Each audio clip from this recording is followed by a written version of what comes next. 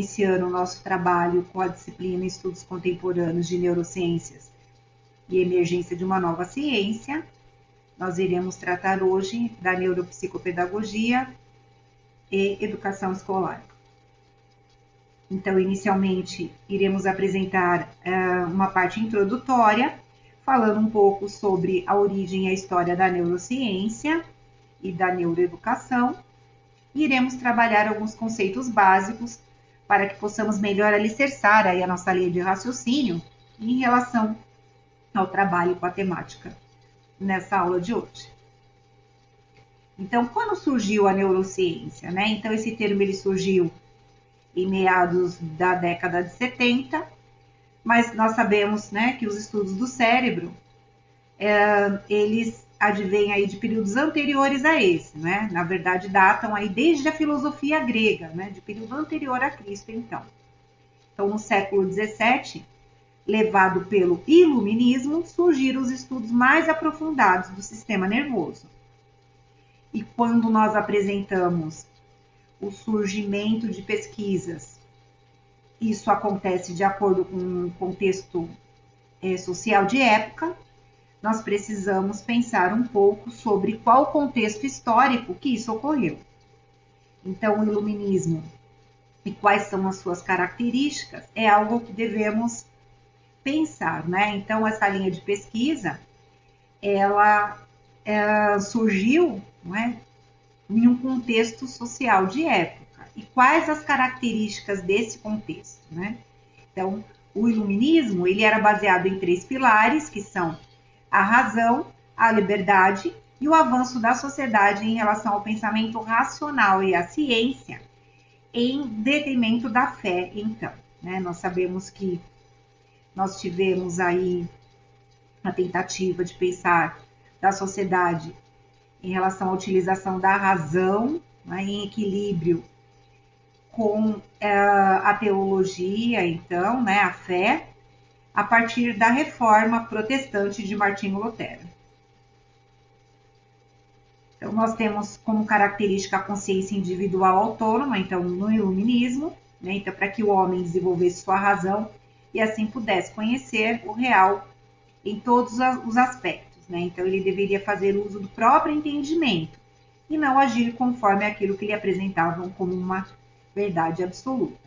Então, pelo uso da razão, os homens seriam capazes de intervir na realidade para que fosse possível organizá-la de forma racional.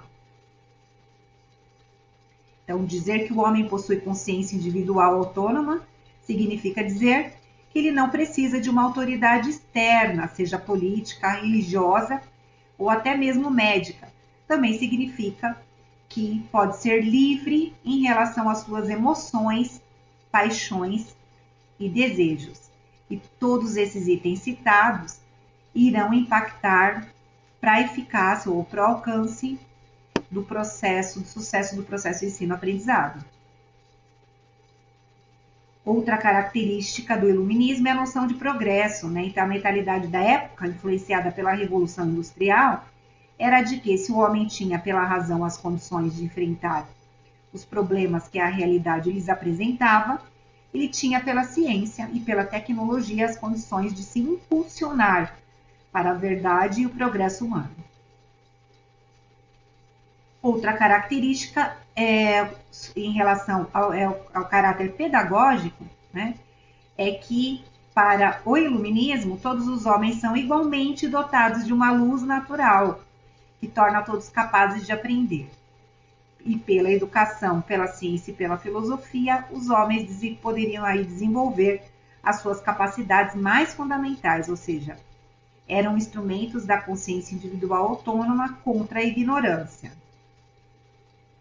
Os estudos do ser humano e da história são para o iluminismo uma prioridade, né, pois por meio de ambos eles poderiam colocar em perspectiva aquilo que não deu certo no passado em relação às necessidades de todos na sociedade. Outra característica é o pensamento laico, então tudo aquilo que pudesse dificultar o aprimoramento da razão deveria ser questionado. Era preciso, portanto, identificar quais eram esses obstáculos, né? E essa é a nossa função também no trabalho neuropsicopedagógico. Então, o principal era a autoridade religiosa que impunha crenças irracionais a fim de manter os homens submissos.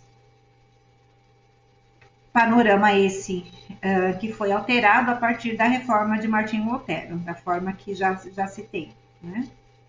Então, outra característica é em relação à autoridade, né? Então, o homem não poderia permitir que alguém assumisse a responsabilidade pelo seu pensamento. Então, por isso aí a prioridade da liberdade, inclusive de pensamento. Então, o homem tem a capacidade de fazer uso da própria razão, a fim de que consiga estabelecer seus modos de conduta e deve ser o único responsável pelas suas decisões. Tudo aquilo que tenha impor um pensamento prévio, uma forma de agir, até mesmo a medicina, deveria ser enfrentado, se não puder ser justificada essa necessidade de forma racional, né? Ou que recorra ao medo e à força para ser cumprido.